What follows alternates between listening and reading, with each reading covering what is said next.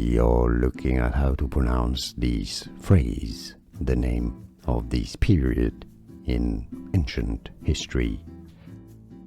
So let's break down how to pronounce those two words, because those two words have different pronunciations in English. So the first word is either said Paleolithic, that's British English pronunciation, while American English in the US it's generally pronounced as Paleolithic, or Paleolithic. Okay, so that's one difference. Now the second word can also be pronounced differently, either era or era. So you have loads of different combinations: Paleolithic era, Paleolithic era, Paleolithic era, Paleolithic era. Now you know it all. We are looking at how to pronounce this phrase, the name of this period in ancient history.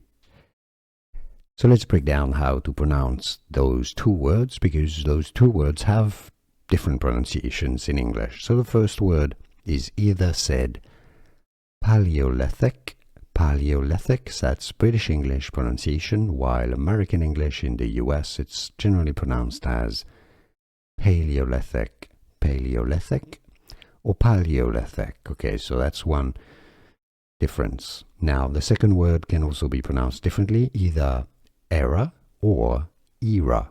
So you have loads of different combinations: Paleolithic era, Paleolithic era, Paleolithic era, Paleolithic era. Now you know it all. Here are more videos on how to pronounce more confusing words and names too many mispronounced. Like this video if you found it useful. I appreciate your support. I'll see you soon and thanks for watching.